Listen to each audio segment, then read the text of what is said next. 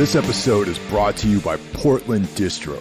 If you like underground music, movies, and more, go to portlanddistro.com for licensed merch, vinyl, CDs, and more. Plug in the discount code 10OFF, TENOFF, for a 10% discount at portlanddistro.com.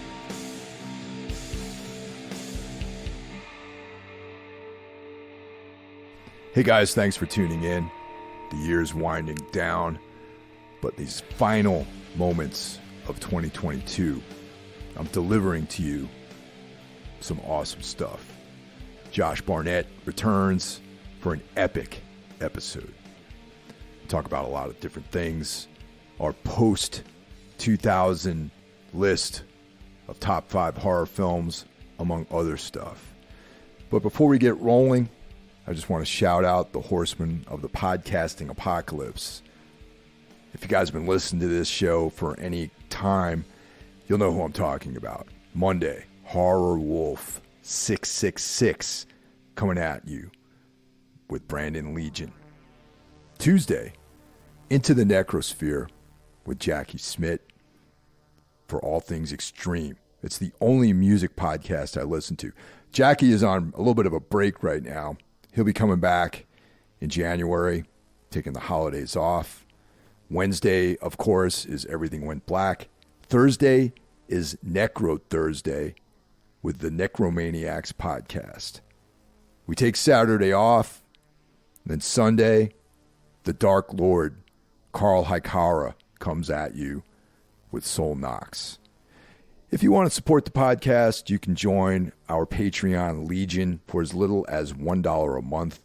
You get access to the bonus content. For $5 a month, you get all the bonus content, plus early access to the regular stream shows.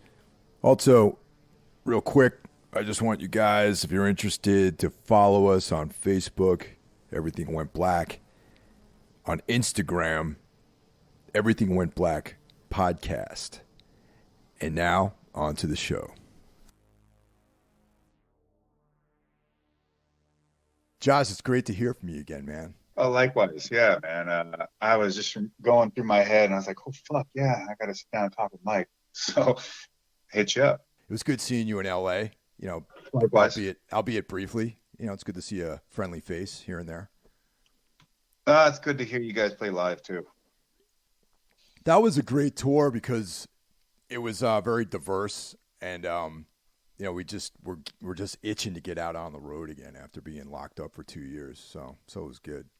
I imagine everybody's kind of feeling that way, and you know, it's unfortunate how you'll get tours that'll fucking do great because people are just like, fuck, man, we want to see live music, and then you get ones that just tank, and you just can't quite pin which is going to do what. And not to mention, everybody's got much higher ticket prices now too. And the venues are still taking their merch. It's still, there's not been a lot done, I think, to enable live music to be as capable as it could to make its return. It's actually going to take a while, I think, touring to get back to what any kind of semblance to what it was. You know, I mean, we're experiencing some difficulties, you know, things being rescheduled and postponed and falling apart, like that kind of thing, you know? Yeah, and I really find it hard to believe that, I mean, some of it is just the nature of what I will call modern man, but that you can't get like 300 people in a venue for practically any decent metal band sometimes. And like, there's no way. Come on, 300 people in some place like LA, what the fuck could they be doing? You're going to tell me, no, it's just people are lazy as shit. And or things are priced out of a price range that they can afford at times too. This is all true. And one of the things that I made a commitment to after things return relatively to the normal, you know, shows happening, is that I'm not going to sit on my ass, because I know that I used to live right down the street from St. Vitus in Brooklyn, and I missed so many shows because I was just like, I'd rather, it's getting late. I'm going to hang out here, watch Netflix or hang out with this girl or whatever. But so I missed like Obituary playing in like a 300 cap room, like all these shows. And now I'm taking I'm grabbing life by the horns, and I'm actually going out, and I've seen all the shows that I wanted to see. Merciful Fate, everybody. I saw Dead Guy like three times in the last year. It's It was sick.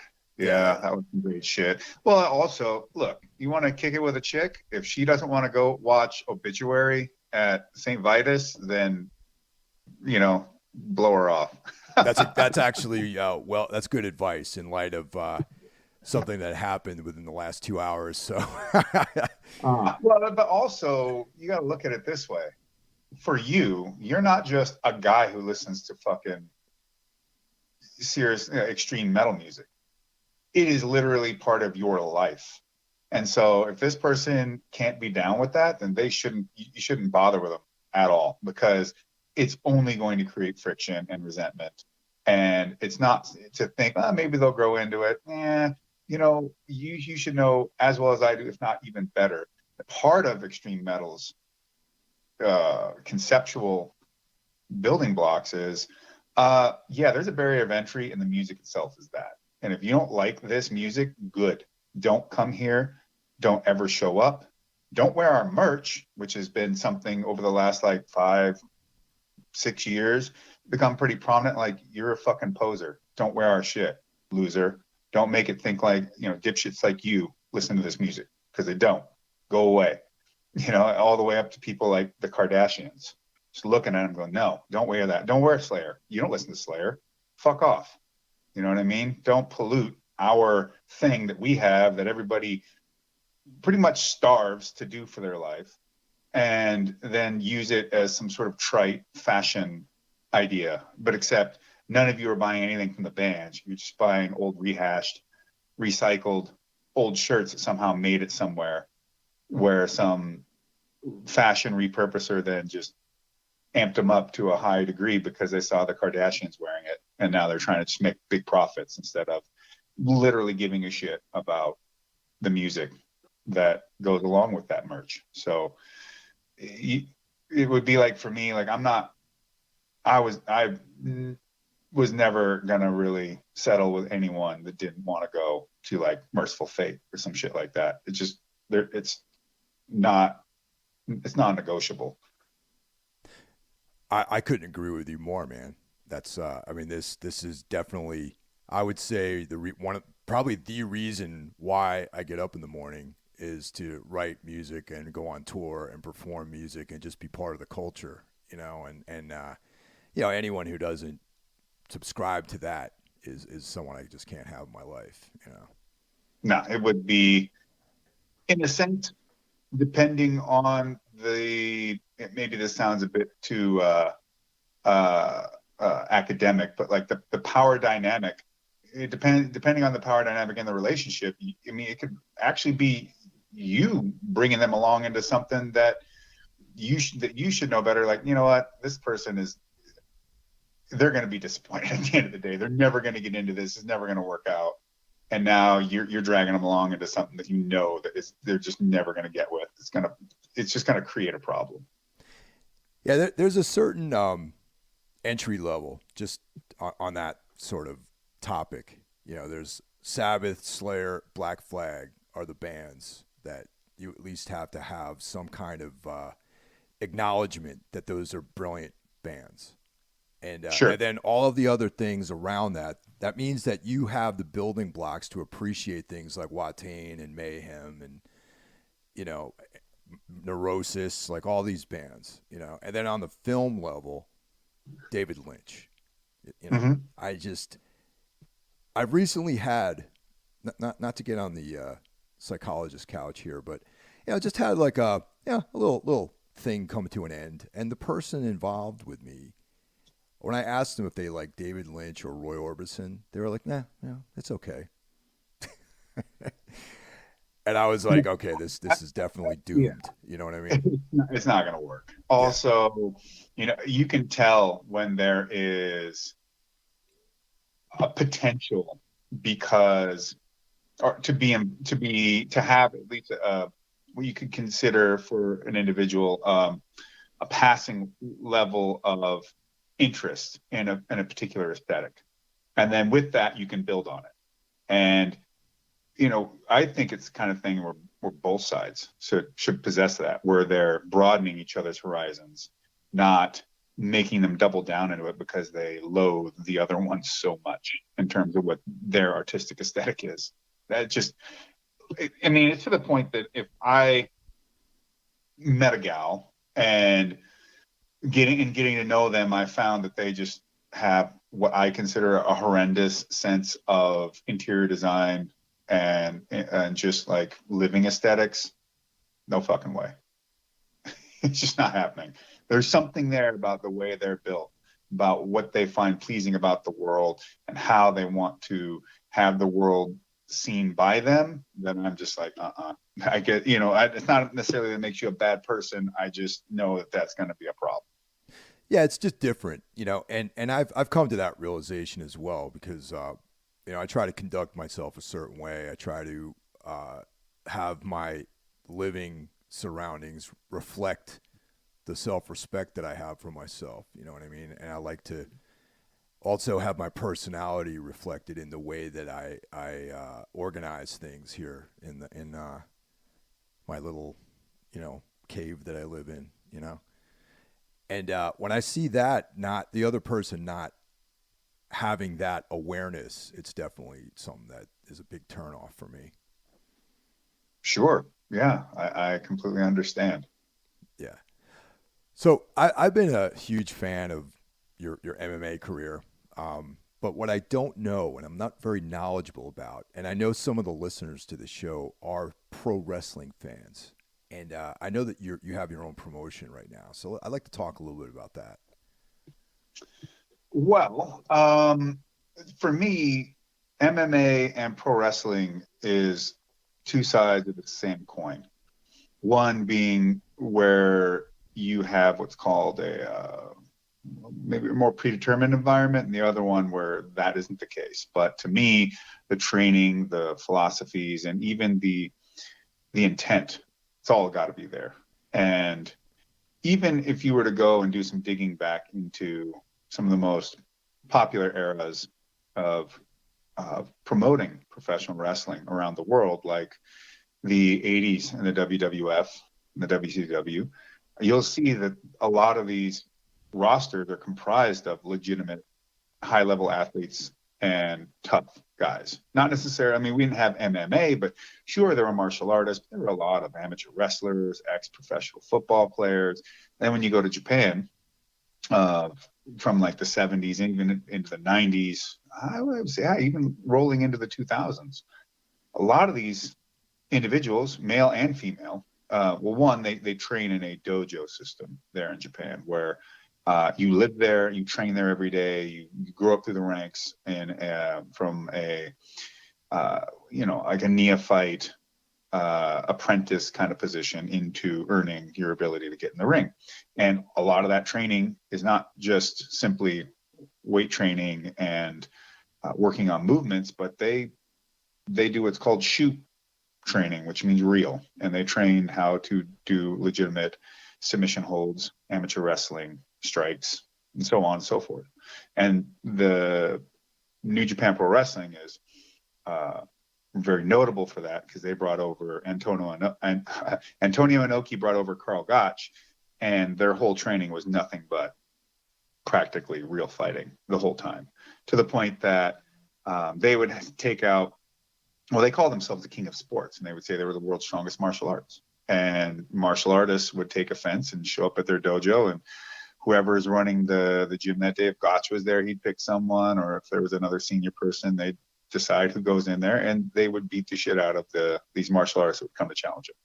And that's just the way it was. But for them as pro wrestlers at New Japan, and even for the pro wrestling companies over here, protecting the business was, I think, maybe the second most important thing of all time, besides just going out there and having great shows. And maybe you can even argue it was number one. But the people needed to believe in it. No matter how much you know that you might know about the business itself, or even how much you just might be able to pick apart when you watch it, the idea is that you don't break that sense of disbelief. You just don't do it, because it ruins your ability to truly get as deeply involved in what you're watching otherwise.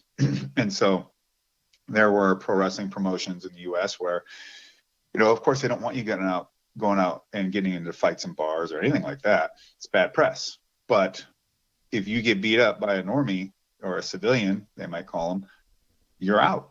They're going to kick you out of the company, because you're supposed to be a bigger, larger than life, heroic interpretation. You need to be tougher than some guy they can just see on the street. And that's unacceptable. Not to mention they would hold tryout type sessions, and they'd bring people in and they'd run them through a bunch of conditioning first to see, well, I mean, how serious are these guys even about being athletes? What kind of shape are they in? Right. And then they put them through real legitimate wrestling matches, and they throw submissions on these guys and just tear them up, and generally just take their money and be like, okay, great, we'll call you. Don't call us, we'll call you. And then just nobody would make it for the most part. and in one way, it was a potential to, I think, scout new talent, but they pretty much knew that most people just really didn't understand what they were going to be getting themselves into. And it was another good way to have that guy be out there in the world going, oh yeah, you think this is fake? Well, I showed up to a tryout and this is what happened to me. Yeah, it kind of plays into the whole storyline, except that there's a reality component too. Yeah. Yeah, well, I think it's a lot like, at the end of the day, pro wrestling is combat sports. You're watching people fight, and someone's going to win. The stories and the elements around the psychology of what's going on, okay, fine. But at its root, you have, let's just say, one individual and another individual, and they're going to get in the ring and fight each other until someone wins. And that's pretty simple. But if you have no idea what a fight is, if you can't make people believe that what's happening matters, then you don't really have anything. The closest thing you could have then is Cirque du Soleil. And to be perfectly honest, I'd rather watch Cirque du Soleil than bad wrestling, or wrestling with no real a fundamental element to it, because the Cirque du Soleil people have such an insane barrier of entry. You're getting some of the baddest people at what they do in the entire world. So badass that if you can't fulfill your position for injury or whatever, there's always someone right behind you. The whole idea of the understudy in drama and plays. Well, there's always understudies, and these people are always chomping at the bit to take your spot. And to get your spot, you already had to be one of the greatest in the world, like some insane athlete that has gone through such rigorous training as to seem like Kung Fu Monk-like from the old Shaw Brothers films, like 36 Chambers of Shaolin type stuff. Oh, yeah. And then you've got 3 people or something like that right behind you at all times. As good, if not perhaps even potentially better. The insane level of competition that comes with that only creates the ability to create the shows that they have, which are insane. But, I'm more about the passion and the combat and a story than I am about choreography, because you can watch that anywhere. But with MMA, you have a lot of the same elements. That you're out there watching an individual. You want to see that person's story. You want to see where they come from, where they're at, and how they continue, and if they can bounce back after falling down, if their head gets too big, or any number of general personal psychological drama that you could envision for any run-of-the-mill story that's been told a million times throughout all of history. And now you get to see it unfold. The techniques are different in most cases, but really the intent isn't so much at the end of the day. When did you kick off your own promotion? Me and Brett Lauderdale started this together with GCW, which is Brett's company. I think in when was that? 2019 or maybe 2018. Okay. For Josh Barnett's Bloodsport. They had done one before that just called GCW or Matt Riddle's Bloodsport. Matt Riddle, former UFC guy, now he's in WWE. And they had talked to me about wrestling on that show, but it just couldn't have been worked out that time for logistics. And when WrestleMania was coming around next year, because all the indie promotions run in the same town that WrestleMania takes place in, huge, momentous pro wrestling fan base all shows up in the same place. At the very least, WrestleMania is going to have like 70, 80,000 people in the stadium on any one day, even if it's 2 days, like they have been these last couple of years. Insane. So that alone is enough to bring everybody out.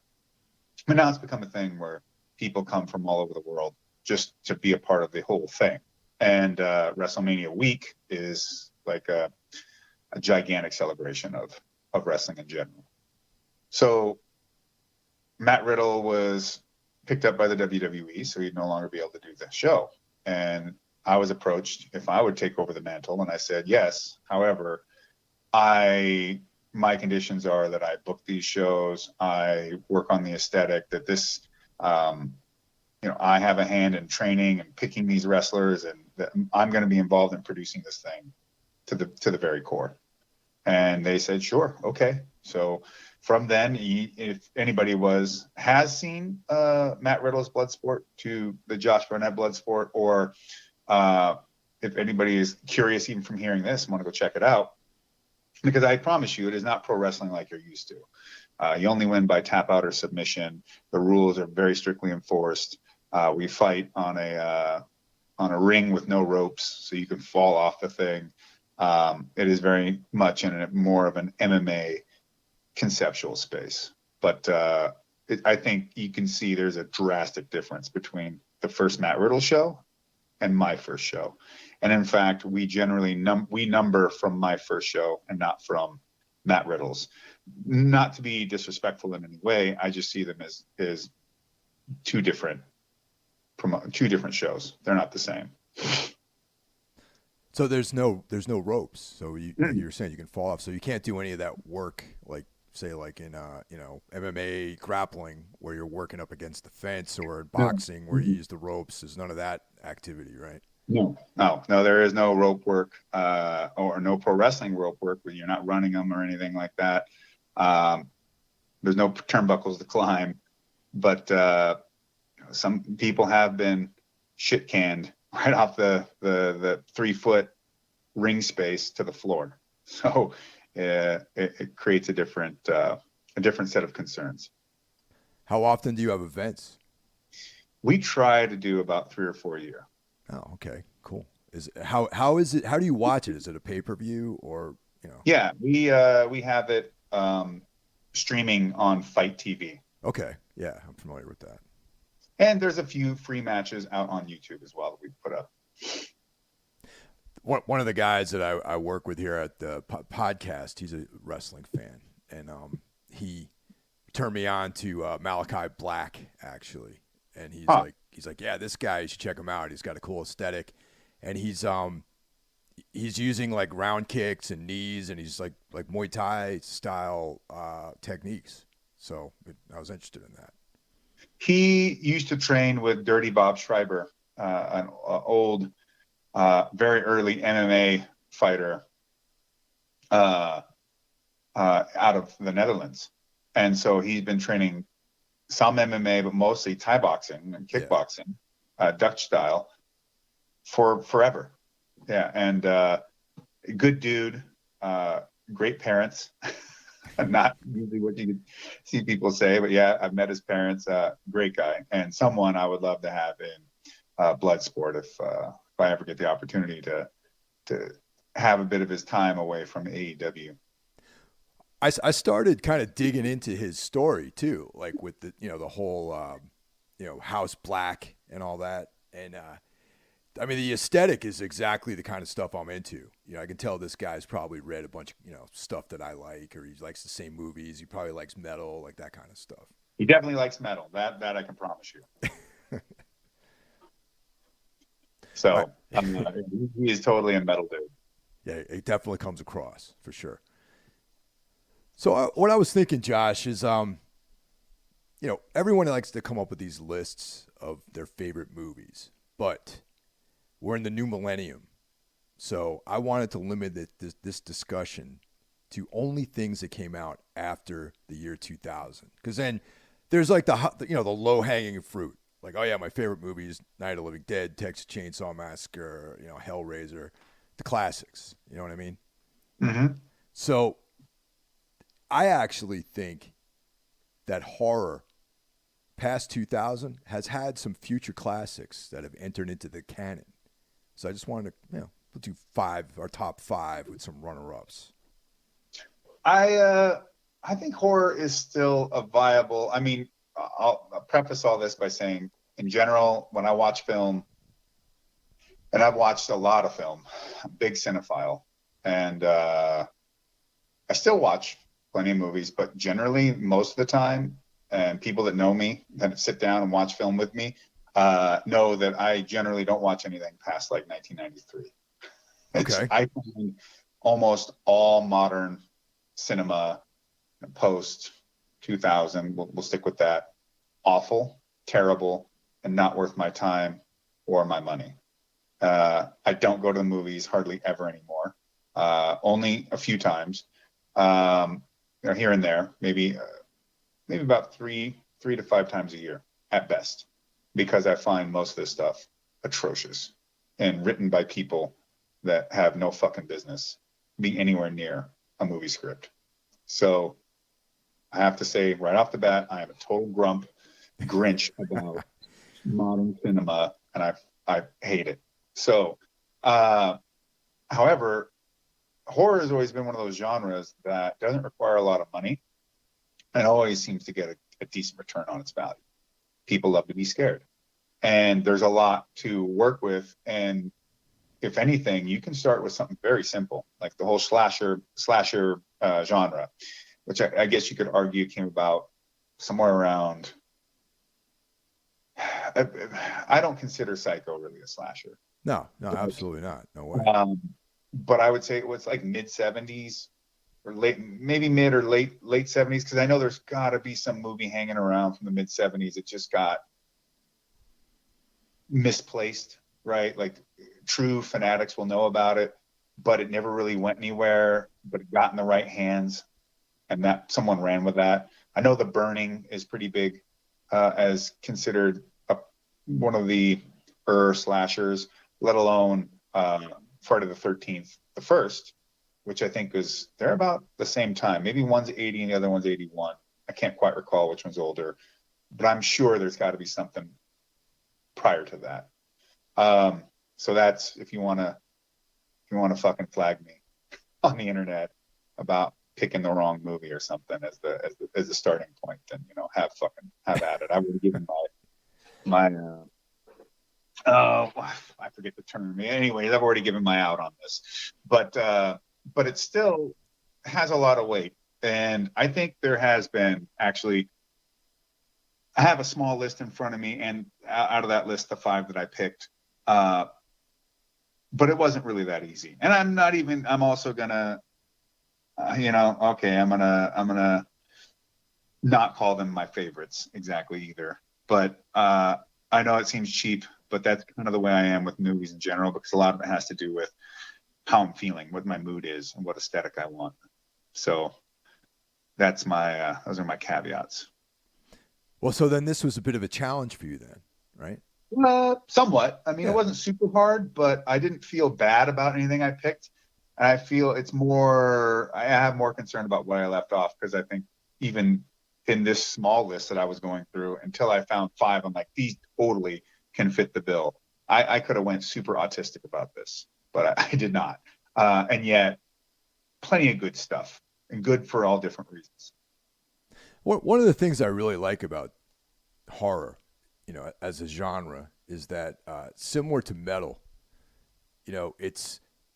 even though it is a limited sort of there are boundaries of the creative spectrum, but that if you work within those boundaries, there's a certain freedom that you have.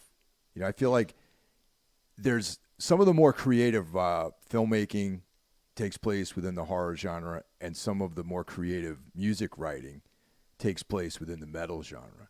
And that's why, to me, those two things have always been very close, to me. I agree with that. And you're right. There is a particular framing, or like once you decide you're going to make a horror film, that does put you inside a box. There is a set of limitations put around you. However, watch a ton of, I think sci-fi also falls into the same conceptual space. But look at a ton of movies that you just really like that aren't horror movies, and just think about it only really takes a couple little things to turn it from Forrest Gump into a horror film. Or let's see, not a horror movie, but Saving Private Ryan could be a horror film, right? You could add, it doesn't even have to go supernatural. It doesn't have to be taken to an extreme degree. Like, you don't have to wander outside of the frame of the film itself in terms of its plotting and its premise and its location and its environment to make it a horror film.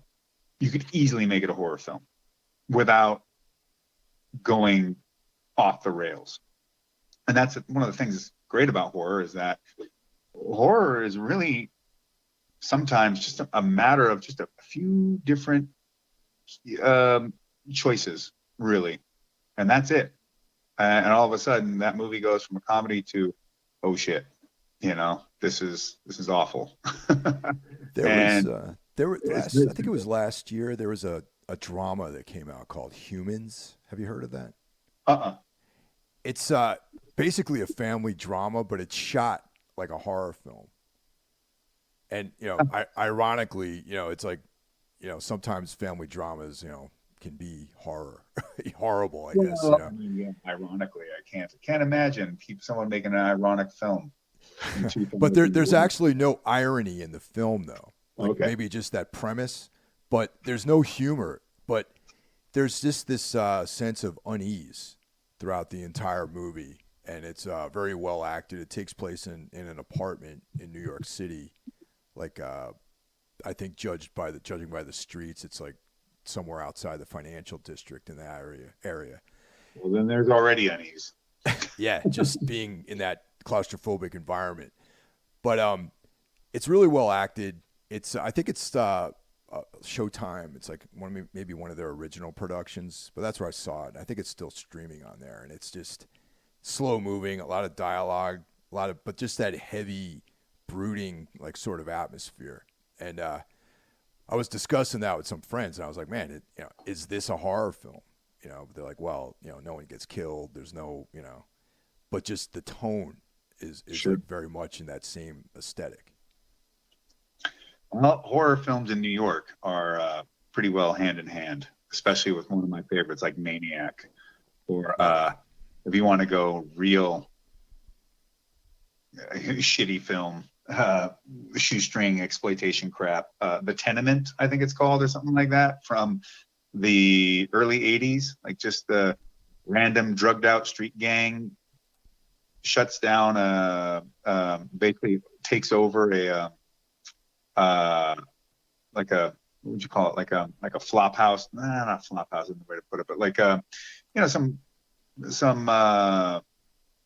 really run down apartment building in some really derelict place in New York where the cops aren't, and nothing, you're on your own, and they just take over the building and just start fighting, attacking, killing people in it. And it just gets into a fight between the tenants and this random street gang, which has all the aesthetics of the 80s. Everyone's got leather jackets and tattoos and dagger shaped earrings and random handkerchiefs hither and thither and studs. It's great. Oh yeah, this is definitely like a VHS rental for me when I was in high school. Yeah, well, a lot of this stuff, it's far less now, but and I think that has to do with some different production, or I should say rights agreements, and how certain catalogs have been picked up or found or able to be distributed and try to make a buck off them now. But like about 10 years ago, up until about eight, maybe till about 6 years ago, YouTube had a ton of just weird, rare, hard to find, the shit that you would look at the cover art on the VHS tape in the rental stores, like what the hell, you know? And of course, you put it in the VHS and the player, and you're like, that's a lie. That guy's not in this movie. That chick's not in this movie. This scene never happened. But a ton of this stuff, especially old weird. I got on a big kick watching all the Mad Max Escape from New York ripoff films, the Italian. Oh, the new Barbarians, like that. All of it, every single one of them. Texas Gladiators, 2020 Texas Gladiators, the all the Escape from the Bronx films, 3 of them, even though I think there's technically only 2 and the third one's not related, but they just marketed it as such. The new Barbarians. There's also Rome 2072, the new Gladiators. I haven't seen that one. That sounds great. That's a Fulci film. It's fantastic. Love it. And just, digging through all this stuff. After the Fall of New York, an interesting one. Battle Truck, Warrior of the Wasteland, and they go on and on. Yeah, that's pretty awesome. All right, man. So let's get into our list here. Since you're the guest, you can go first. Because you made mention of constant tension throughout a film and an unsettling, I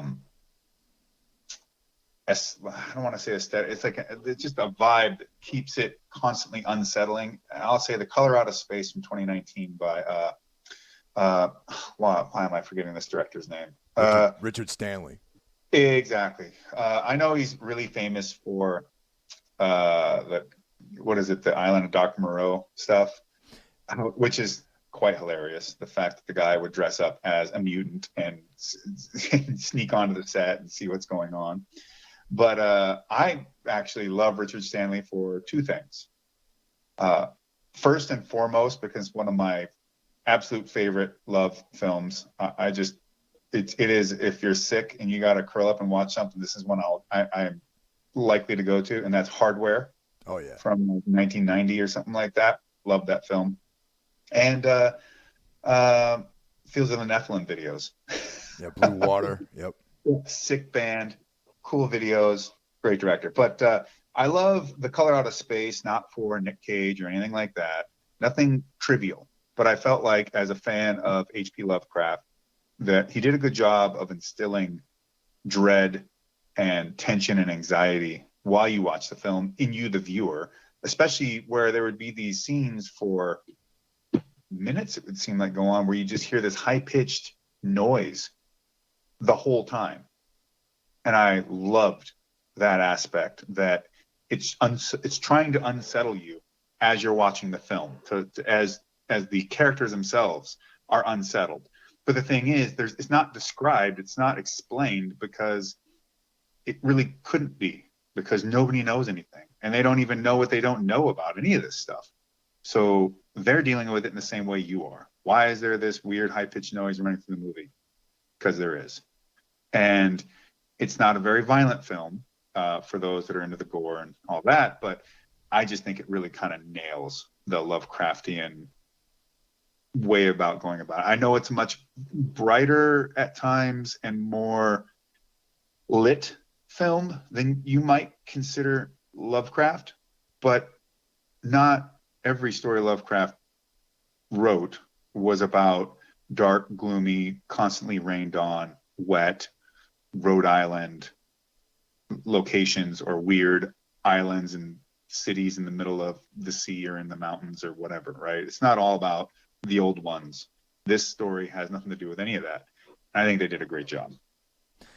I'm a huge Richard Stanley fan, and actually this appears on my list too. So just the cat's out of the bag now, you know. Oh, awesome. Yeah, loved it. Yeah, and I also, you know, Stuart Gordon's made some adaptations or films inspired by Lovecraft, which I like, but they're not Lovecraftian. Even an anthology one too, called Necronomicon, where Yes. it does have a bit of one of my favorite actors, Jeffrey Combs. Yes. Yeah. That guy is underrated as fuck. That guy I love him in so much stuff. Him and the Frighteners is one of the absolute best things. And his voice acting work is also incredible. And if I ever get a chance, go see his one-man Poe play. I've heard so many great things about that, actually. Yeah. Yeah. Richard Stanley is probably one of the only people that can do justice to adapting a weird fiction or cosmic horror story like this to film, and I was so excited about this movie when I heard it was coming out. I saw it in the theater, actually. I saw it at the IFC in Manhattan. And I remember, it was in the afternoon. I went to a matinee, and I was like, my job, and I was like, I got to go to a meeting. I'll see you guys. I'll be out for a couple hours. I just took the train down to the IFC, and I just watched the movie, and there was like 4 people in the theater, and it was totally time well spent. It was great. I totally enjoyed it. And, I actually got a little choked up, man, honestly, because Lovecraft and Robert E. Howard were like the 2 big writers for me when I was like, 12, 13 years old, starting to get into reading. If you add Michael Moorcock. Oh, yeah. That's me too, yeah. There's a new Elric book out, actually. Oh, interesting. Yeah, interesting. I just ordered it. Yeah. Okay. I loved all that stuff, and then you go and you find out that Howard and Lovecraft knew each other and they wrote one another. All makes sense. Yeah, there's actually a 2-volume collection of their correspondences. Badass. Yeah, it's actually really interesting. So yeah, I give high rating to Color Out of Space. So my number 5 is a film called Resolution by Justin Benson and Aaron Moorhead. Are you familiar with these guys? Nope, I am not. They're sort of I would say inspired by Lovecraft. Actually, they tell these slow moving, dialogue heavy stories that have to do with like cosmic topics, like weird time travel things, interdimensional stories. And they have a series of films. They have Resolution. They have a sequel to it called The Endless. And another film just was released just within the last few weeks or a month or so ago called Something in the Dirt. And they're all related. They're all building this universe, like a mythos, similar to what Lovecraft did with his Cthulhu mythos. Okay. And there's like this doomsday cult. Nothing's really explained, so they give interpretations of what the characters think is going on. But you're kind of it's very similar to the idea of the color out of space, where it's like no one's ever seen that color before. So the film is just the characters reacting to this thing. And that's what I mean that that resolution is Lovecraftian, because there's this cosmic phenomenon going on in the story, and what you're seeing is the characters reacting to that. And it's just like the first time I watched the movie, I actually didn't like it. But as time went on, I kept thinking about this film, and then I went back and I revisited it, and it started to make sense to me more. And now it's like one of my favorite films. I will look into this. I read up on a little bit as you were talking to me. Okay, yeah, and the fact that they have this broader concept to come with it, and there is the UFO cult element. There's a movie on my list. Well, no UFOs necessarily. I don't think it involves UFOs, but yeah, weird cults do come involved. Actually, 2 of my movies involve weird cults. That's always a good thing for me. I love stories about cults. 3 of them? 4 of them, arguably? Well, shit. Okay. Yeah, there you go, man. Yeah. Well, I'll follow up with a little bit more Nick Cage. People could argue whether this is horror or not. I think it's a horror film, and Mandy is on my list. Partly because it's metal as fuck. Oh yeah. But two, I really like the director. I'm a fan of his stuff. He did Beyond the Black Rainbow, which it took me a while to get through because I kept falling asleep as I'm watching it. However, I didn't take that as a movie that was doing a bad job. I actually felt that made me like the film even more because he would disorient you and drown you in color, visuals. The visuals, not just including color, but the framing, the movement of the lens itself, the music, everything was so fantastically blended together to create this very specific mood and aesthetic that these scenes in this movie, that Beyond the Black Rainbow, the fact that it kept putting me out was because it was like numbing you into this weird state to relay the place that the main character is being held in. With Mandy, he does the same thing, and it's like he twists this knob and it just infuses whatever you're watching with a certain visual, sound, and color concept that just is as much a part of the movie as anything else. And I find that so much of modern film completely blows that. They just lose that altogether. And even a movie that doesn't have the most salient plot is okay with me if they can deliver on these experiences that make you feel differently about what you're watching and where you're at. And Mandy, I mean, as soon as they blow that weird whistle and these psycho demon insane bikers show up, I'm just like, whoa, all I want to do is watch movies about shit like this. That's fucking cool. And Nick Cage actually delivers a very well put together performance. His insanity makes sense. The giant Celtic frost axe, yes. Sick. The movie is such a it's supercharged on nitromethane, and I love it. That's also on my list.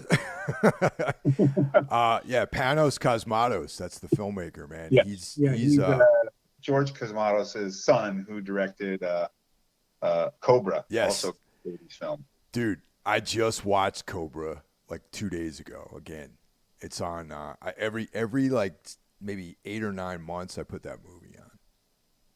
It's so good. It's really underrated. I mean, it is absolutely a giant Sylvester Stallone masturbatory expression, but it's awesome. And it also delivers in aesthetics. It's just such an aesthetic masterpiece. It absolutely is very much of its time. And that's a good thing. I like how there's the scene where he cuts the pizza with like these like industrial scissors. Right. Yeah, his gun cleaning kit is in the fridge. That doesn't make any fucking sense.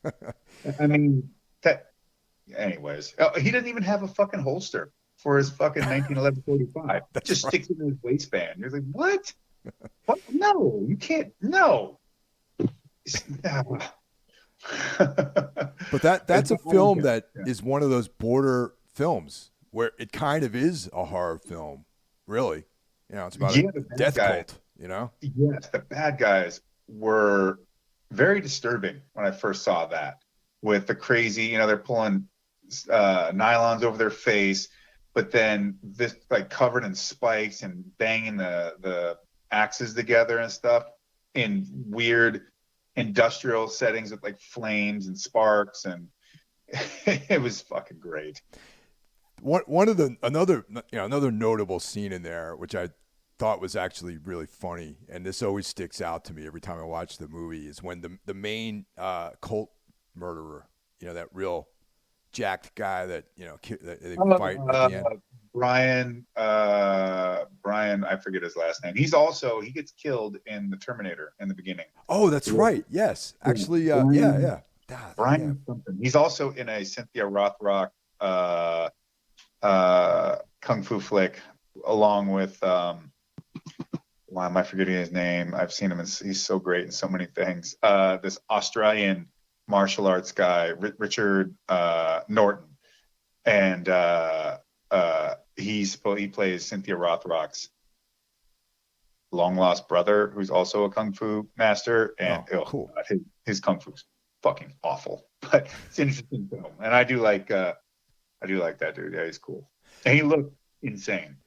The scene where he goes into the hospital, which I thought he dyes his hair black and he puts on that work uniform and the glasses, and he actually looks like 5 times sketchier than he does in his normal street clothes. You know what I mean? Like, he just looks even more sketchy, like in disguise. You know, he's trying to blend in, you know? Yes. No, I agree. It's hard to make that guy not look like a psychopathic serial killer. And then those knives, whoever designed those, it was probably like one of those, gas station knife kind of companies. But yet those things live on. How many black metal album covers have used those? Dude, I own knives like that. Of course. Yeah, why not? I thought they were sick as shit when I was a kid. Hell yeah. Apparently, Stallone had a script that was way more over the top with the violence. And he wanted to go really extreme with that movie. But I wouldn't be surprised considering how John Rambo was. Whoa. Yeah. That movie, just people exploding left and right. Yeah, that was pretty brutal. That was like more like this kind of like grindhouse, like exploitation film, you know? Yes. It was like some of those late 70s, early 80s exploitation flicks. Yeah. Or even like the beginning of the Exterminator, the first one. Yes. Takes place in New York, where that dude gets his head whacked right off in the beginning of the film. It's pretty brutal. Or this one, no, Cannibal Apocalypse takes place in like the city itself, not back in Vietnam. I guess that doesn't exactly count. But yeah, there's plenty of exploitation, jungle, war, exploding head stuff. I got to revisit those, man. I haven't watched those movies in a while. I've been meaning to watch Strike Commando and Strike Commando 2 just to see how good or bad those are.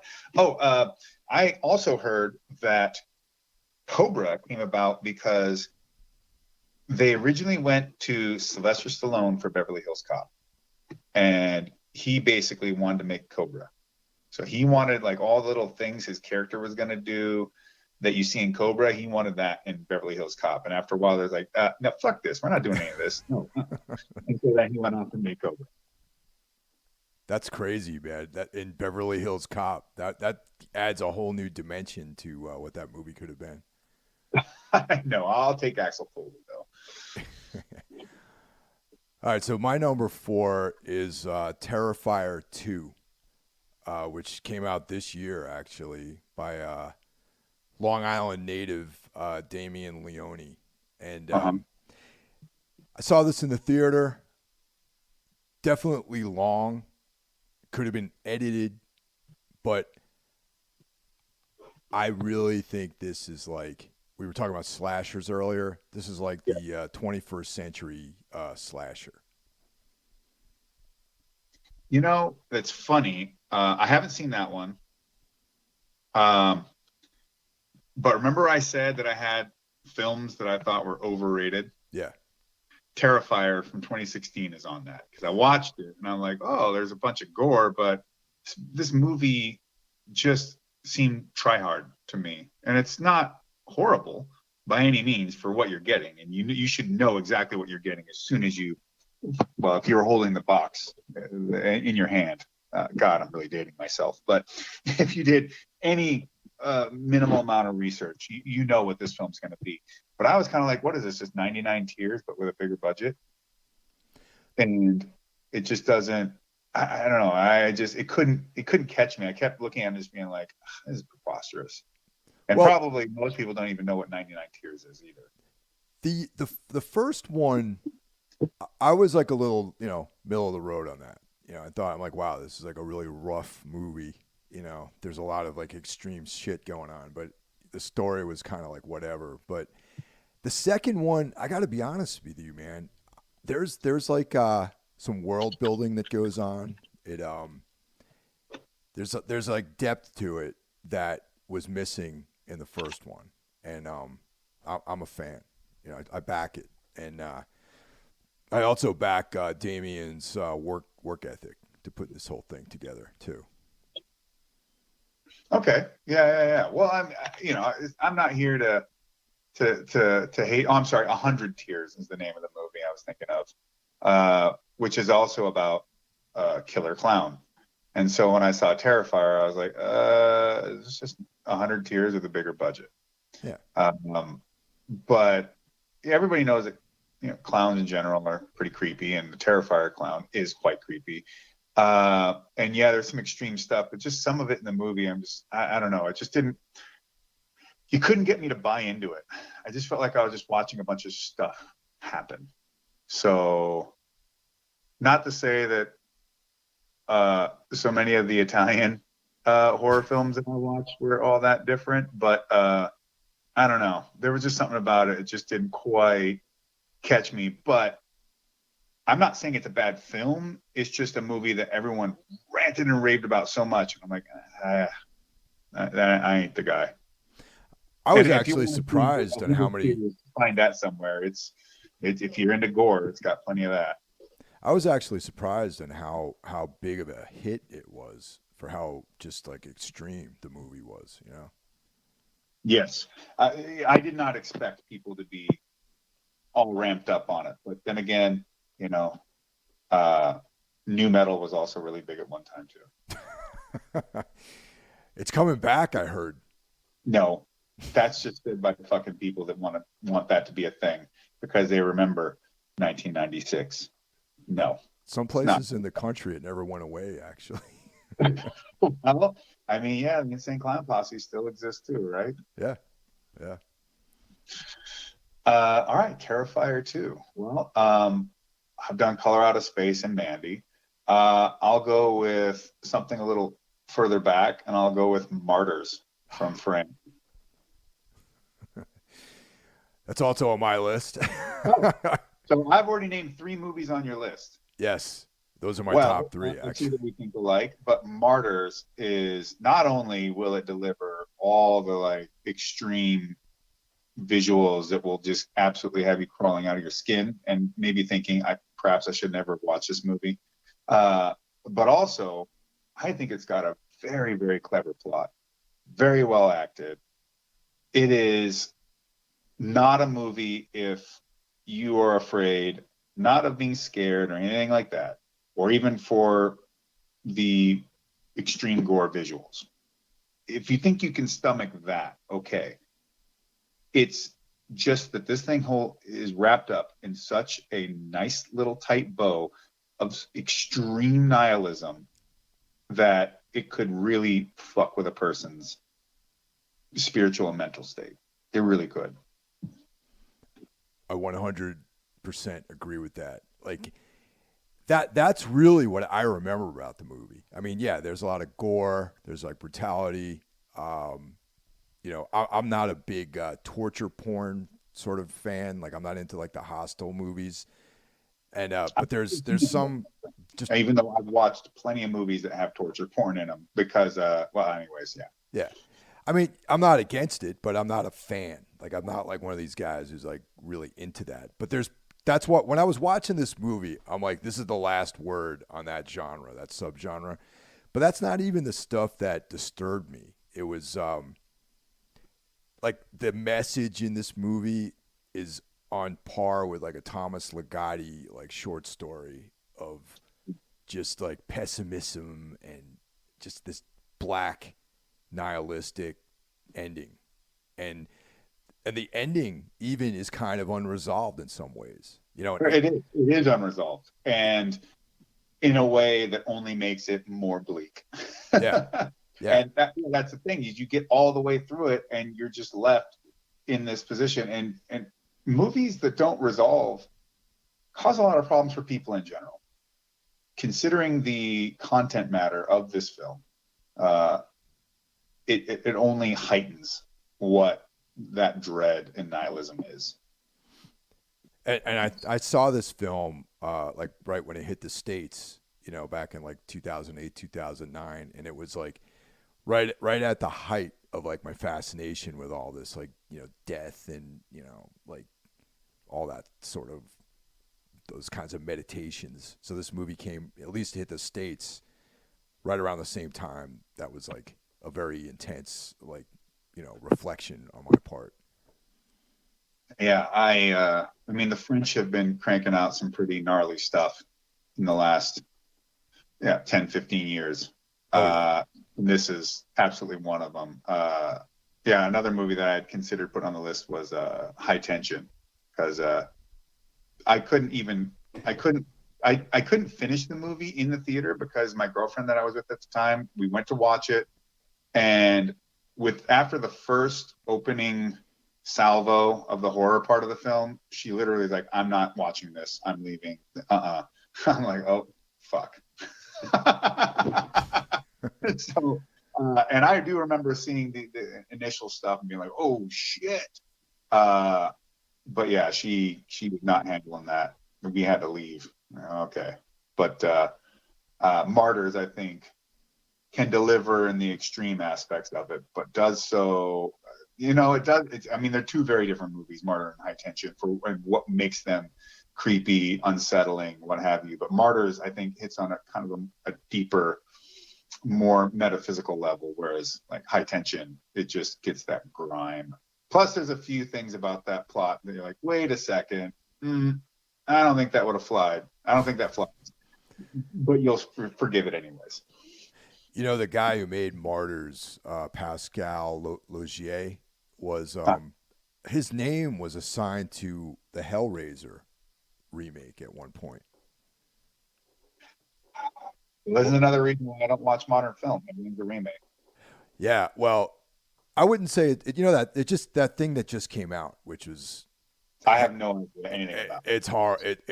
They should name it Heck Razor, because it's like the lamest, most vanilla version of that type of idea that could have possibly been done. Me wish it was that Hellraiser on the spaceship movie again, Hellraiser 4. It made me wish for that movie. That's how bad this one was. By the way, Hellraiser 2 is a great film. However, it could have been so much better than it was. Like, there was just a couple plot changes they could have made, and that movie would have been even better than Hellraiser 1, in my opinion. Hellraiser 1 for me, because it's it's pretty much the same as the Clive Barker story, Hellbound Heart, and I that's like that's probably one of my top 5 all-time favorite films. And it's a great film, amazing horror film. Although I think the dad does a better job when he's being crazy than he does when he's trying to be a chill dad. Oh yeah, when he's Frank, when he's his brother. Because, technically, wasn't he the guy in Stepfather also? Yeah. And he was also in I think Magnum Force. He was in like a Dirty Harry movie too. That guy. Okay, yeah, it makes sense. Yeah. Hands down, my favorite part of Hellraiser though is Sean Chapman. The guy who plays Frank. That guy's like the best character ever. Pretty fucking dirty. The gal too, the wife, man. Oh my goodness. The funny thing about Frank, and allegedly in the movie, that's his brother. Okay. Yeah. Yet they look nothing alike. Like nope. Frank is like he looks like he's from Staten Island or something like that. With the black shirt and a gold chain, and it's kind of hard to believe that. Wait a second, that dude was this guy's best buddy brother, and also he married this woman that acts this way. I just can't see that. All right. Yeah. All right. So the cat's out of the bag on my top ones. My number 3 was Color Out of Space. Okay. Yeah. That for all the reasons that we touched on. Just Richard Stanley in general. I hope they let him back. He's had his problems, but in the universe, if I was the Lord of this world, he would still be making films. But Nice Sabbath reference. What are you gonna do? He's I don't control these things. I'd want him to do more hardware related films myself, and I don't want him to use any CGI. I want him to use just the same level of grimy, lived-in analog shit that he had in the first one. Yeah, totally. That Mark V robot looked awesome. You had cameos. You had Lemmy in the first in that film. Iggy Pop, the voice of Iggy Pop. Yep. And by the way, if anyone goes to watch hardware, you got to find the unrated one. Yeah. Because there's like an extra 7 or 8 minutes to that film, maybe even 10, that are just I see you could cut them and it still be a good movie, because when I first saw it, I saw it without those and I loved it. But it's better with them. It really is. There's actually another cameo with Carl McCoy in the very beginning. He plays the guy wandering the wasteland in the movie and sells them the Mark V. Dressed exactly the way he dresses when he performs with Fields of the Nephilim. Yes, post-apocalyptic cowboy. Yeah. So I guess you saw the documentary, that Lost Souls documentary with the Island of Dr. Moreau. I've just seen stuff all on it. I haven't actually gone out of my way to track it down yet. The doc's pretty cool. It kind of makes you see some of the actors in a different light, and just the complete abortion that production turned into. Well, I mean, crazy stuff like, what was it? Marlon Brando insisting on the weird little mini-me version of himself. Yes. Yeah. Oh, but I guess if you're trying to be creepy, it's kind of cool. But the effects on the creatures, the mutants or whatever, is a bit shoddy. The cool thing about that doc is it shows you this artwork that Richard Stanley had done for his designs on all the creatures, and like if you give that guy a project, like, he goes deep, you know what I mean? And that's what I love about him. And I like I said, I hope he comes back. I hope he's able to make films on a somewhat more large scale. Yeah, me too. I'd like to see more of his stuff. So let's see. Well, then I'll move along with something a bit different, with Hobo with a Shotgun. Oh, yeah. Which I think you could call it a horror film. Yeah. It is entirely tongue-in-cheek and derivative of the genres that it is homaging. But I loved it. I absolutely loved it, because it embraced it so much and went so over the top that I just fucking thought it was a blast. And also, it made my friend that I brought with me, who's an actor, but he's 6'5", 230, jiu-jitsu black belt, big, very commanding person, the most proficient ladies man I've ever seen in my entire life, squirm in his chair. Like the scene, they launch that dude's head off into a giant fountain of blood in the beginning of the movie, and then when they, at some point later on, when the lawnmower gets turned on and ran into people, it's just like, oh god, and he just was just all over the place. I'm laughing my ass off at him squirming so much. But I also like I thought it was hilarious in how some of the writing was. It didn't come off as up its own ass or trying to be too heavily ironic. I also dug this weird little, it seems like some kind of alternate universe thing crossing paths with this film, where there's this video game about two demons and they just show up in real life. It never explained. doesn't make any sense.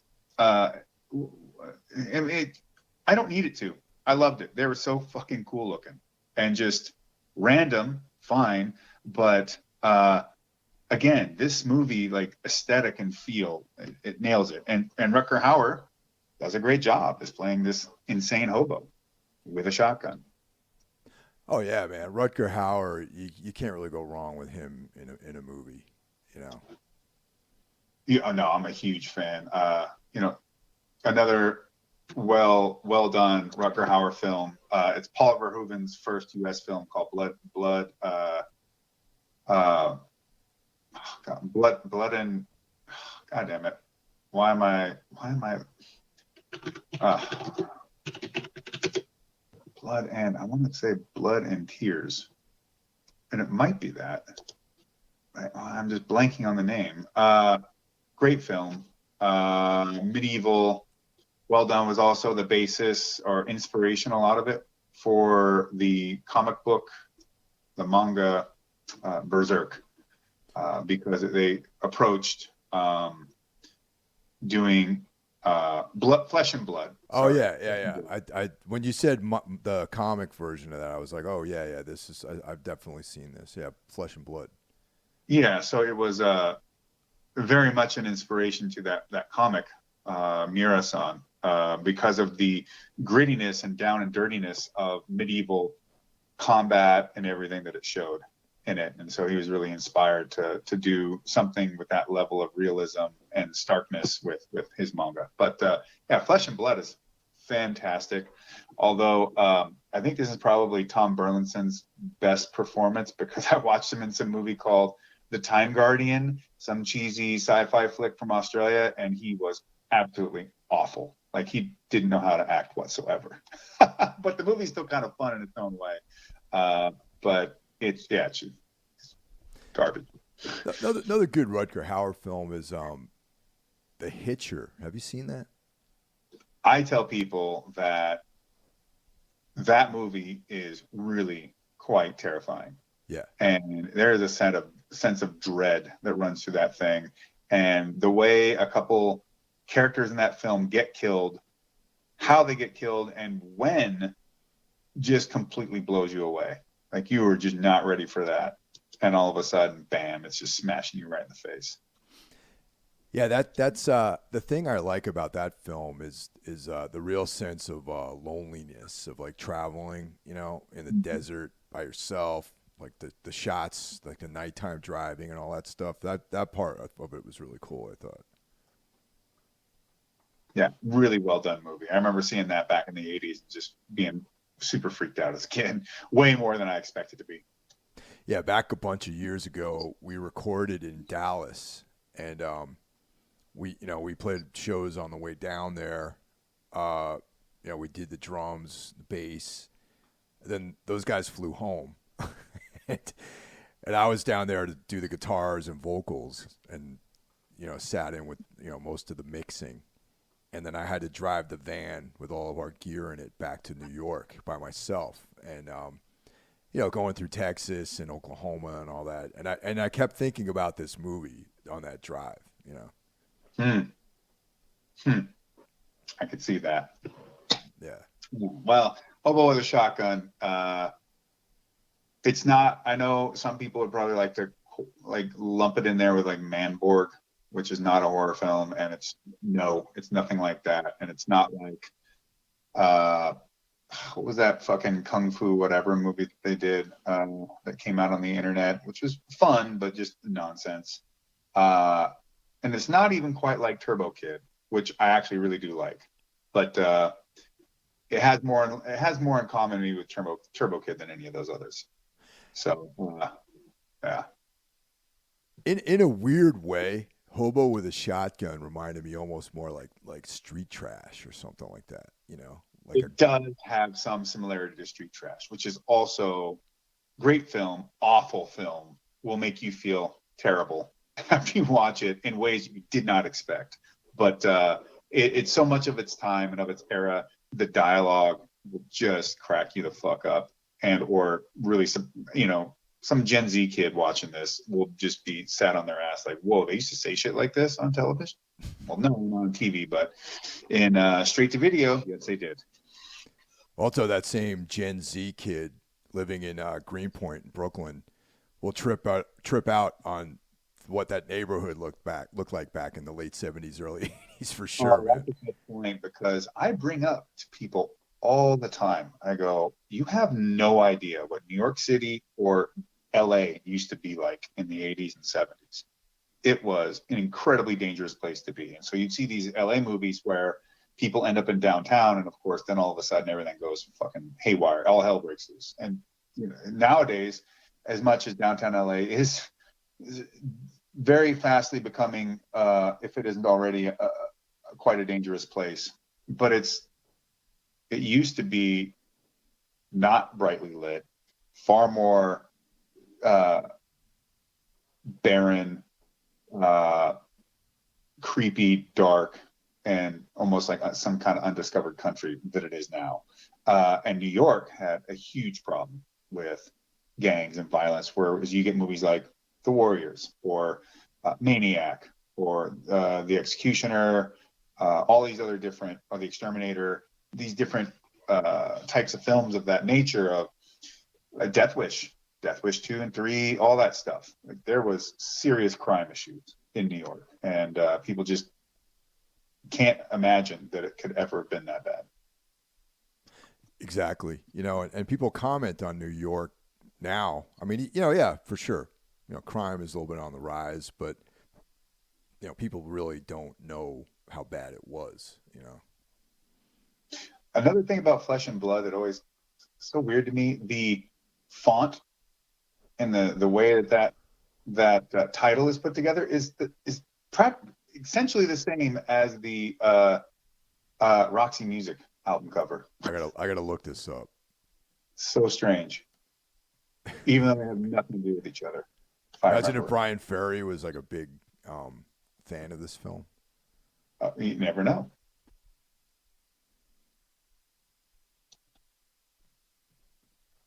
Yeah, that's actually, I could see that. I have the graphic up right now. Yeah. Yeah, I don't know why they have that similarity, but there it is. Came out in '85. Maybe they took it from the Roxy Music album cover. In fact, I think because that must have come out before. When did that come out? 1980. Yeah, so I guess okay. I guess they saw it and thought, oh, that looks fucking great. Why don't we just use it as our movie title? Straight up. Also, great cover. Roxy Music, Flesh and Blood. Back when album covers were super awesome. All right. So, all right, Hobo with a Shotgun. What do you got? Well, I already know. Well, it's either one of two. So, Martyrs is my number 2. Okay. Yeah, and anyone out there who's listening to this, be sure to avoid the completely unnecessary U.S. remake of this film. Oh, that's right. They remade this. Yeah, they fucked it up, of course. They remade a lot of stuff and ruined them. Honestly, this is like Let the Right One In. Martyrs. Yeah. I will give them some slack in that I thought the Suspiria remake was good. Yeah. No, I am not one of those haters. I love the Argento, Suspiria, Inferno. Like, those films are great. But the remake was fine, man. It's a different type of movie. It was cool, though. It is a different type of movie. It really is. But I think it delivers. It tells the story slightly different. Well, maybe not even slightly different. It tells it differently, but hits the notes. It's not going to be the same film for the same reason, the same aesthetics. But what that film is about, it nails it. And I love it. And I had a great time with it. And the end of the movie had my friend going, "What the fuck, dude?" And it takes a much more direct path than Argento did with Suspiria, but it's also got a lot more money. So there is that. Yeah. Inferno's not bad, but pretty hokey. Yeah, I still really love that movie though. The two of those are great watches. I think Isn't there a third film in that that whole series? yeah, that one I don't like actually. That's Oh, more wow, yeah, okay, yeah. yeah. Inferno, yeah, I went and sought it out. I watched it, of course, and enjoyed it for what it was. I like Suspiria better. Although I remember as a kid, well, I say a kid, like teenage years, uh, always searching these lists of most gruesome or the most shocking horror films of all time. And I would always go and find these lists and go rent all these movies as much as I could find. So, you got your Sallows and Guinea Pigs and all that kind of stuff, Cannibal Holocaust, uh, and so on and so forth. And a lot of movies people have never even heard of, like Pinocchio 964 or some shit like that from Japan, or uh, um, Ebola syndrome. Oh yeah, yeah. I heard. Yeah, Man Behind the Sun. that one. I think that one just got like some special like Blu-ray release. I think Arrow put it out. I just remember reading Sounds about like that. something that Arrow and there's a couple others. There's Arrow. There's Blue Underground. I can never disassociate Blue Underground from they released Emmanuel in America. Not well, they did that one, but also the Emmanuel and the Last Cannibals, which I just knew as a Skinamax flick as Emmanuel something. Unprepared, you're sitting there as a kid like I'm gonna see hot titties and all this stuff, and then people start getting gut munched, and it just kills your boner. Yeah, Like, yeah. No, totally. what the fuck is happening in this film? This is not an Emmanuel film. What's going on? But fuck, lost my point. Doesn't matter. Great films exist, and you should watch them. So I guess it's down to me now. We're last ones. So I put this movie up at the top because I liked it a lot, and I think it really did an excellent job with what it was trying for. Great effects in the movie, very unsettling aesthetics and mood to the film, which I liked a lot. Also, not a place you think it's going to end up taking you, which I enjoy as well. And it's a Turkish film called Baskin. Yes. And that movie just really caught me by surprise. And I loved it. I've read stuff on it where people were kind of nitpick this and that, and like, nah, it doesn't matter. Like the whole is better than the critiques by such a long margin. It's not even funny. And it got good press in like what you would call the horror PR, whatever that is, but that's pretty limited. And so I tried to tell people if they're into horror movies, like go check this out. This shit will probably make your skin crawl.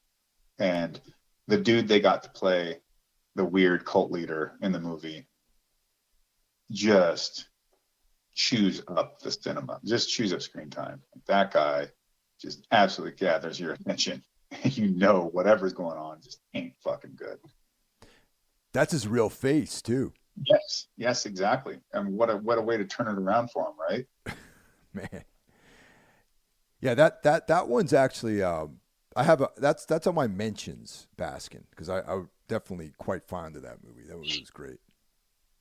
Yeah, I loved it, and I felt like it could use a little bit more publicity here, but I think it really is a good film.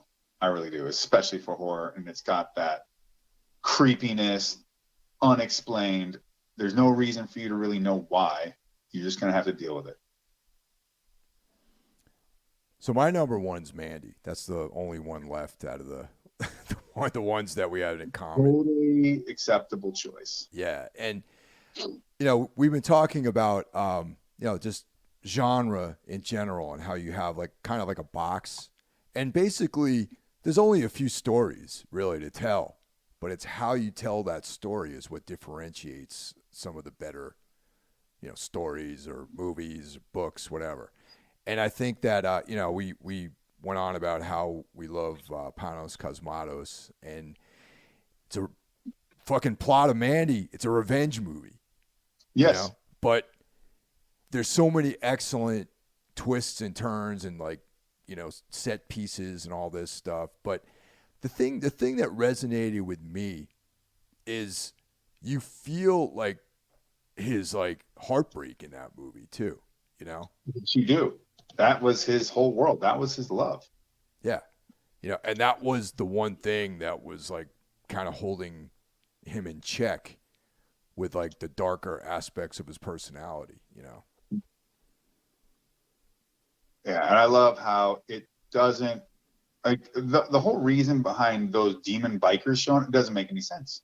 So much of this is you see it as there's these elements of criminality, drugs, general first world normal reality type seediness stuff.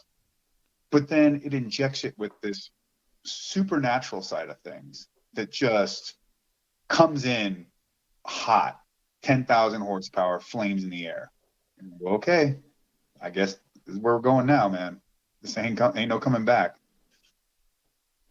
And there's just some scenes in there that just look cool, that involve cars and flames, chainsaw fights, things like that. Well, I love the fact that he, there's that scene where he breaks into the house where the demons are. Yeah. And they're just sitting around doing drugs and watching porn all day long. It's what? So strange. But it just makes it all that much dirty and grimier. Excellent use of that King Crimson song, too, in the very beginning.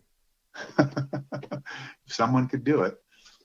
Yeah. I mean, it's, kind of an unremarkable song by them, but it fits the tone of just this. You get the feeling of, a sort of peace in his life through the boredom and repetition of what he's doing with himself. But you feel like that kind of ritual, that routine, is what keeps him on this path forward that was positive, to be with his lady, Mandy. Mm-hmm. And then the whole thing gets upset by this egomaniacal, hyper Christian cult leader, and just takes away the one thing that has any meaning in his life, and it just goes on this rampage of just violence. It's fucking excellent. Yeah, the guy who plays the cult leader does a hell of a job too. Yeah. I heard that record actually was recorded and released, so there is a vinyl record of that really bad folk album that he was showing off. Why not? Oh man, fuck. Surprising. We had three out of 5 matchup. All right. Yeah. I guess for some movies that I was going through that could have made the list, I talked about High Tension. I talked about the Suspiria remake. Not a very horrific in the physical sense, but Barbarian Sound Studio I really enjoyed. Yeah. All that movie is I've seen people refer to it as style over substance, but this is film. That's acceptable if you do it right. I really liked the remake of Maniac from 2012 because I felt like they did something of their timeline and aesthetic but they updated it in a way that they told the same story essentially, but they told it their own way and in a way that still I felt was honest to the original. It doesn't have any of the grime the original was at all. And the two leads are absolutely polar opposite from each other, from Elijah Wood to originally Joe Spinell to Elijah Wood. They couldn't be any more different. And it completely changes the way that character in the movie interacts with certain characters in the film. But I really enjoyed it. I think it did a good job of taking place of LA versus the New York setting for the original. It still dealt with, dare I say, somewhat of a sympathetic villain. And it still delivered some pretty gnarly gore. The Void was one that was really kind of on the edge of bumping one of those movies off my top 5, because I love the look and feel of it. It doesn't have a whole lot of rhyme or reason, but fuck if I care. I really dug it. I know what it's trying to go for, but in a sense, it's a bit really in the same feel, or going for the same feel as like Mandy did. So, but Mandy came out a little later, 2 years. But I'm into it. It reminds me also somewhat, not nearly as hokey as this movie, The Visitor from the 70s. Italian, weird intergalactic, metaphysical alien, end of the world Antichrist kind of flick. It's a strange one. I've never seen that one, actually. Oh, you should check it out. It is something else. There are some, like these Italian films that we've made mention of earlier throughout this podcast. It's got some incredible visuals, some very, very striking scenes in it, but it is bonkers. So The Void, Black Death, which I watched just recently with my lady. So if you like seeing Sean Bean die, there's lots of options. This is a good one. I thought they did a hell of a job with the creeping dread of showing up into this weird place. And in fact, I would say a movie like Black Death, his other film on my mentions, Apostle, do way better than a movie on my overrateds, which is Midsummer, in delivering the Wicker Man element that they're all kind of deriving from in some way.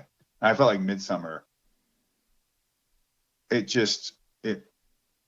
was a movie full of characters I didn't like, with cultists that up until a point, like they just dealt with themselves, so I didn't give a shit. Like, oh yeah, it's pretty crazy. You had your elderly of a certain age just jump off of a cliff and die, but like I'm not okay. You do you. But towards the end of the film, it's like, well, there's some good shots of some creeping horror and some very just slightly seen gore. But ultimately, I just felt like the movie fell on its fucking face. And all the supposed protagonists, I hated all of them. So when they died, I was like, good. No, absolutely. Yeah, I saw that in a theater with my my ex at that time, and I really didn't like that movie. I think the general consensus among the group of people that we went with that movie was like definitely missed the mark for sure. Yeah, I don't hate everything about the film. And generally, movies that really get on my I fucking hate them list, usually like Barbarian, is because you had it and you fucking blew it. That makes me mad. That's something that really gets on. If you just make a really shitty film and you can just tell you're just shitty at it, then okay, fine. It's a bad movie. But when you have the building blocks to really make something good and you just fumble that bad, I almost feel like you did it on purpose just to piss me off. Like you just had me in mind to ruin my night. I know that's not the case, but I just that really gets to me. I guess you could call it a horror movie, but as a Western, it's really more, I guess it kind of sits more in that, in the Bone Tomahawk. But I also just love the shit out of that director. Oh yeah, anything he does. Zoller.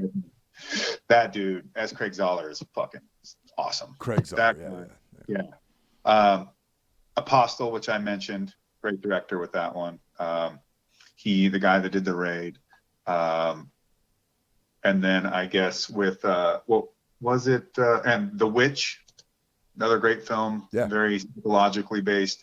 Love how they set it in that period and yet made people speak Old English. Dug it.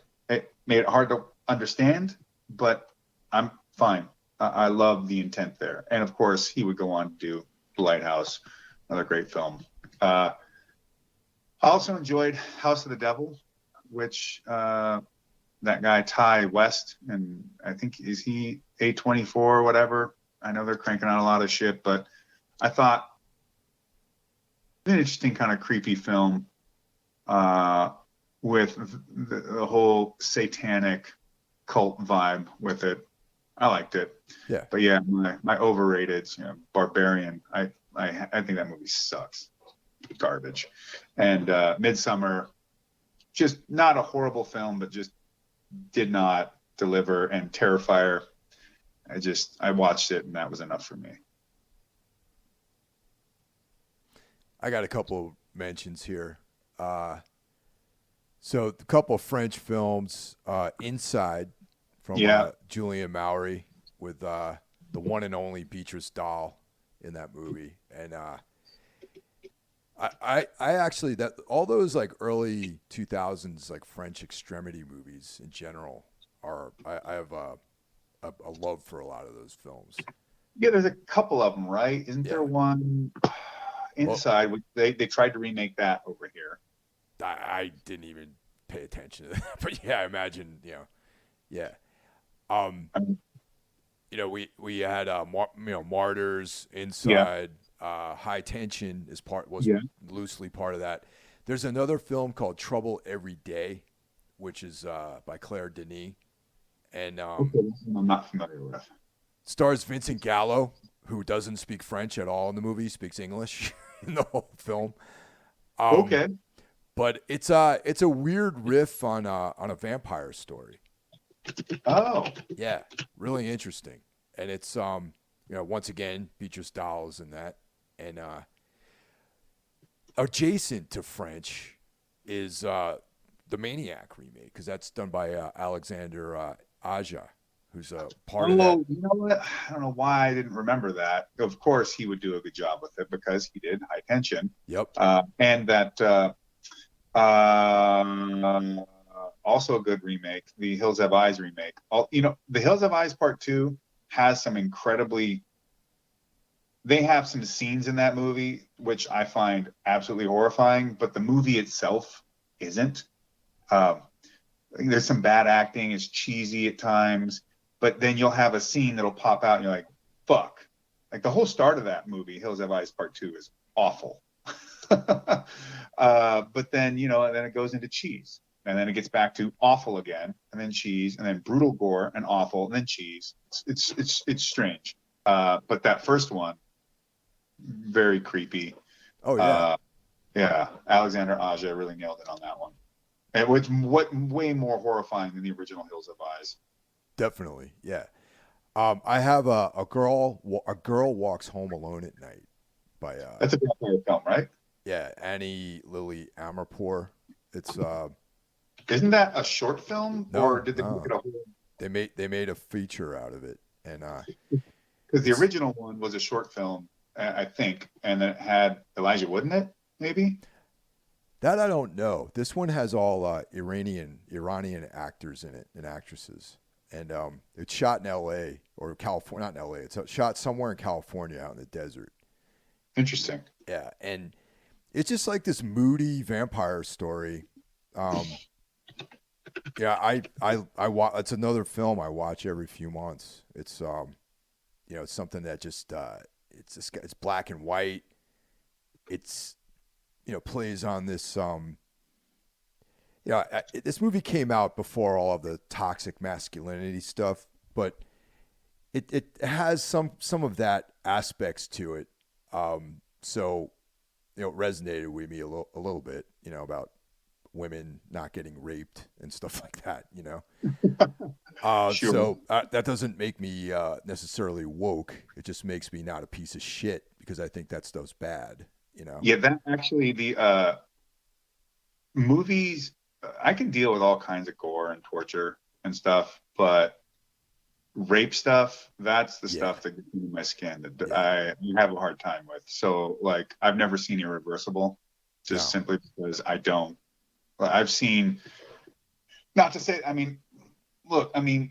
the things that make Hills Have Eyes Part 2 so awful for me are the things that are basically rape related. Right. Those are the things that make me It's like those are the parts that just really bother the ever living shit out of me. And so when people tell me about Irreversible, I'm like, well, Gaspar Noé is actually known for making movies that are filled full of like really grimy, nasty stuff. But I just don't need to see minutes long rape scenes. I'll pass. Uh, I'll track down when I can those butcher films that he did, but the raping, not for me. I can't. Yeah, I've seen that movie just once, and I just can't stand seeing somebody do that to Monica Bellucci. So, Yeah. No, that's and yeah, women I mean, rape is something that they've always had to have a concern about. And it's not that men don't get raped, it's just what men generally run across as being their problems are never going to be the exact same thing that a woman's going to deal with. So even though women are the weaker sex, they're not going to get beat up so much as if someone usually attacks them. It's usually like a mugging or it's rape. But men might just get fucking the shit kicked out of them for any number of reasons, right? And you just go, it's not about a comparison. It's not about which is worse or which is better. In fact, I think rape is worse than everything. But it's just that we understand this. We get that. And that's part of why we can relate and why it also can touch us in such a way and realize why that's so horrible. Yeah, and this film is more about like strong female lead. She's the vampire, so she's kind of an anti-hero. Sure. It's just a cool movie. Aside from all that, feminist kind of stuff that people attach to this movie, I just thought it was an awesome film. Sometimes even when the feminists want to go out there and make some sort of a point, they can absolutely make a great movie. That isn't, one doesn't have to be separated from the other. And generally what makes a movie bad is if someone tries to jam a message up your fucking ass while you're trying to watch instead of just letting you subtly be there and enjoy something. So, and that goes for whatever it may be. Well, that's how I feel Annie Lily Amirpour approached making this film. Like, because I've read interviews with her and everything, and she just made a great film. She's also Muslim, so she has like a deeper understanding of misogyny than probably women in the United States do. And but in the years since that film has come out, the concepts that are being attached to that film, they get a little heavy-handed sometimes. That's all I'm saying. Sure. Well, we're not going to shoot the messenger, because if you destroy a movie over every small complaint, you end up just being left with nothing. And I don't think that's what anybody really wants, right? Yeah. Now, as far as overrated, I got Malignant on there. I fucking watched that movie and I was just like, I don't understand the big deal about this. I also had Midsummer. I thought that movie was really, really pretty bad. Too long, and then I discovered there's even a longer cut that's available of that film. Oh man, Malignant. Yeah, I definitely didn't see this. Yeah, and then the Hellraiser film, which just fucking offended me on how completely bloodless, and vapid that movie was. I mean, the things that I loved about the original this isn't even really a remake. It's like a further exploration of that concept. Is when you watch the Clive Barker Hellraiser, like you feel like you're not supposed to be watching this thing. Like when I was a kid, I was like, man, I wonder if my parents know I'm watching this movie, because there's this stuff that you don't really understand, all this weird sexual stuff, and it just feels like grimy and dirty and unsafe. You know what I mean? Mm-hmm. And then the new Hellraiser has none of that stuff. Well, what's the point? Yeah, I mean it's completely. Hellraiser comes in a way that is, well, one, it's sexually fetishized to a degree, which just makes it even weirder. And I think people overlook that on the surface, and you go, this dude was chasing down the ultimate high, and this is what he came to. And he did it voluntarily. And even when he's dying at the end of the movie, you can see that he's in this kind of tortured ecstasy over the whole thing. That's even grosser. But that's what these demons are. The Cenobites take advantage of your extreme hedonism. That's their get. It's like delivering the most powerful, potent drug they can to you. It literally destroys you. Wow. Yeah, it's so powerful, man. And this film really didn't deliver on any of that. It's like, I almost wish Abel Ferrara would have made the Hellraiser movie.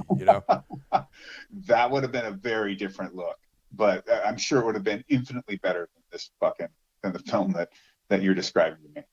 Yeah, I mean, because the elements of the story are there. There's like, the main character is like a drug addict, So immediately when I heard the plot elements, I was thinking, all right, someone who's like looking for the next level of experience, And that's when I was like, oh man, Abel Ferrara, like, should have made this film, and they should have went back in time and got like Zoe Lund to play the main character, who I think actually was a heroin addict, actually.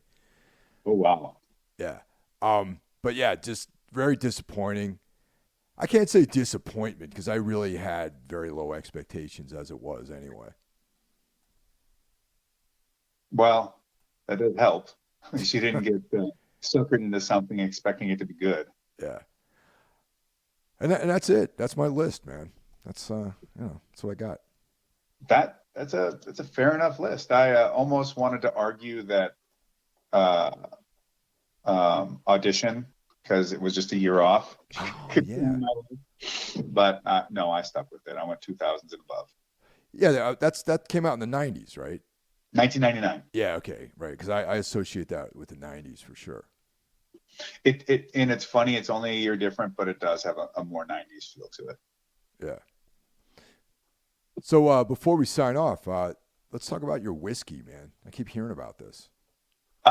It's real. It is smoky as hell. It is, we make a bourbon, but with mesquite smoked corn, and we finish it in a sherry cask, give it that little extra sweetness to balance out with that heavy smoke flavor. And we've been winning awards with our single barrel, our blend. It's been doing great for us, and I'm pretty happy with it. It's I always wanted to get involved in whiskey in some way, and to basically be diving in elbows deep the way I did, I have that much more affinity for the whole thing. I am not a big whiskey drinker, but definitely want to check this out at some point. Well, it's got a sick name too, Warbringer. Oh, dude. And our single barrel product is Warbringer War Master Edition. Well, just for that alone, I got to try it out.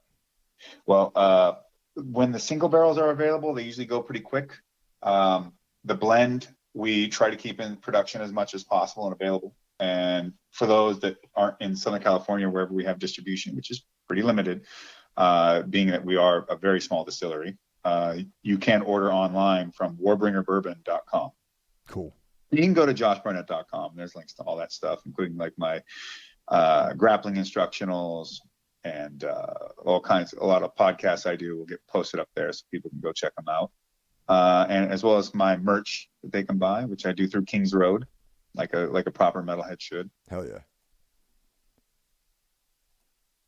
Right on, man. Thanks for your time. I appreciate this, man. This is great. Yeah, it's a blast. I don't really get to talk horror movies with too many people. Well, Josh, I hope at some point I'll see you in person again. Right now our tour plans are a little bit in limbo, but we'll be out on the road again at some point. Yeah, sure enough. And I was just listening to which album was it of yours? I was just listening to the one that had was it Secrets of the Black Sun. What is that song called? Oh yeah, Secrets of the Black Sun. That's on Under Sullen Skies. That's the last record that came out. I just cranked that on the other day and was driving around listening to that. Good album. Thank you. Oh, by the way, you gave me a heads up about the new Goat Whore, and it wasn't out yet the last time I saw you. And man, that's been on this constant rotation ever since the record dropped. So good. Boy, Sammy and Ben and them, boy, they really do crank out some good shit. Hell yeah. And this one, I love all their albums, but this one really is like a new high bar for those guys. I'm always so fucking happy to see them succeed. Not as if like they're really struggling, but they're just such good dudes, and they fucking love metal to their core, and they're always trying to deliver. The first time I ever saw him play, I was there hanging with the dudes from Lair of the Minotaur and Nate Ulp from Demericus. And he goes, hey, we got to go check these dudes out. And so we're at the Knitting Factory in LA. And I just remember watching them get on stage. There's only like 50 satanic Hispanics and us in the audience. The pit gets rowdy as shit. There's like this super tall Mexican chick that's just going absolutely balls to the wall with anybody she comes across. And I'm like, I never really listened to this band, but everyone on this stage seems like a fucking full on pro. Like they've been doing this their whole life. They were so tight, and I was just blown away. Yeah, they always deliver live, man, and you know, and their records are great. And this new one is like this is like I said, I've been cranking this thing like nonstop for like the last few months. Yeah, that's fuck yeah. I've been listening to it too. It's good shit. All right, Josh. Once again, thanks a lot, and we'll talk soon, hopefully. All right, man. Till the next time. Take care.